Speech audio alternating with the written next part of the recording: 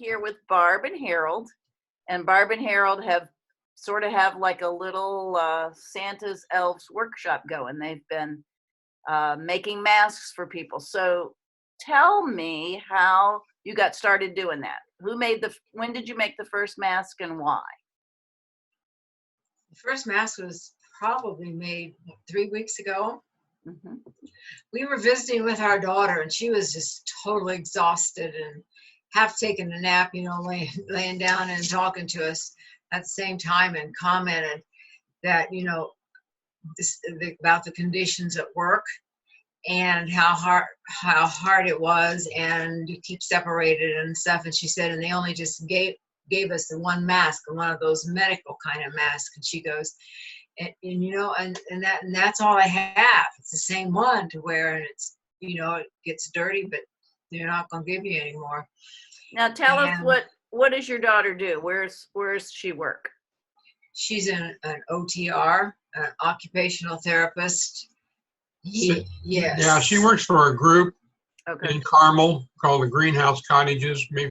I asked her how many people was on her team, and she said, well, Mom, there's 5 of us. And I said, well, that doesn't matter. So we made 7, ended up making 7 that weekend, and delivered them to her the next day so she and her girls could have masks to wear other than just the one they were issued.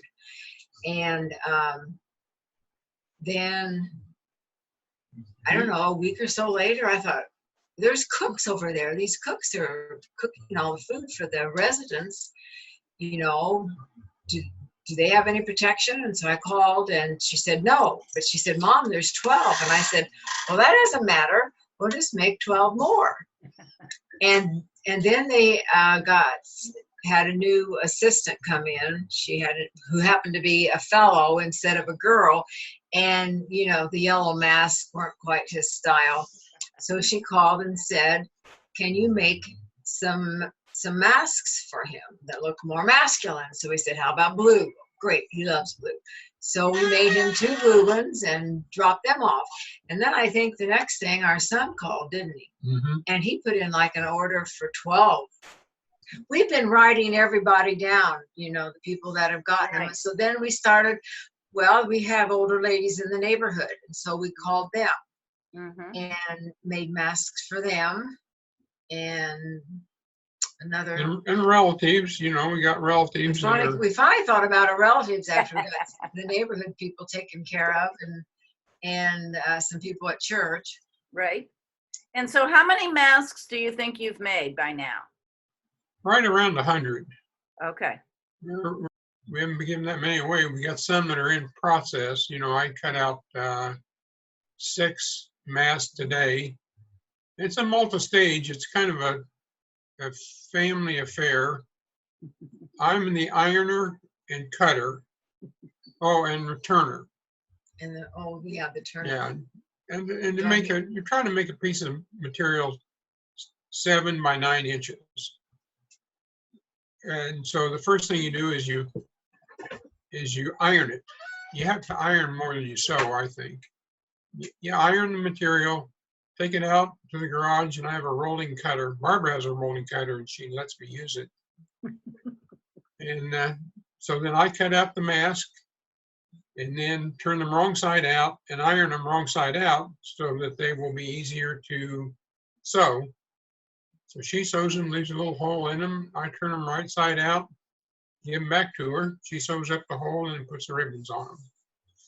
Then I clean them. I wash them in the washing machine, and so then I steam iron them again and put them in Ziploc plastic bags to keep them clean until the end user gets them. And that's all there is to it. You just sew, and it kind of keeps us, gives us something to do too. So we haven't, in this time of togetherness, we're still together. Well, and it's fun. If you have your fabric, and then I have all these rolls of ribbon, and you go, what color ribbon do I want to put with this? Well, no, I don't like that. Oh, well, this really looks pretty here, and this looks pretty there, and it's kind of fun, picking out the different colors of ribbon and making them look a little different. What advice would you have for people who are stuck at home or safe at home. Have a project.